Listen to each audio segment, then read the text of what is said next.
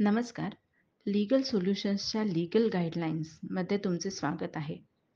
स्त्रीचे दागिने व इतर काही वस्तू ज्या तिला लग्नात किंवा लग्नाच्या अगोदर किंवा लग्नाच्या नंतर मिळालेल्या असतात, ह्या सर्व गोष्टी स्त्रीचे धन म्हणजे स्त्रीधनामध्ये समाविष्ट असतात. तेव्हा आपण या सत्रामध्ये तिच्या स्त्रीधनावरचे हक्क व अधिकार जाणून घेणार आहोत.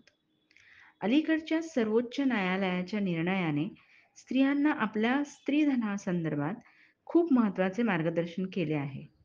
सर्वोच्च न्यायालयानं या निर्णयात न्यायालयाने स्त्रीचे हक्क पूर्णतः स्त्रीचेच असणार आहे असे सांगितले आहे. पूर्वी स्त्री लग्न झाल्यानंतर आपले सर्व दागिने ही सासूकडे किंवा नवऱ्याकडे ठेवण्यास देत असे. पण आता ती परिस्थिती राहिलेली नाही. लग्नानंतर ती तिचे स्त्रीधन तिच्याकडेही ठेवू शकते. स्त्रीधन ही कधीच नवरा-बायकोंची संयुक्त मालमत्ता होऊ शकत नाही आणि म्हणून पतीचा त्यावर कोणताच हक्क स्थापन होत नाही. मग आपण जसं अगोदर म्हटलं, की स्त्रीला जे लग्नात मिळालेल्या वस्तू आहेत, लग्ना अगोदरच्या मिळालेल्या वस्तू आहेत, त्या सर्व स्त्रीधन आहेत. मग त्यात सोन्याच्या असू किंवा चांदीच्या असू किंवा हिऱ्याच्या असू किंवा तांब्याच्या, त्या सर्व स्त्रीधनामध्ये समाविष्ट होतात.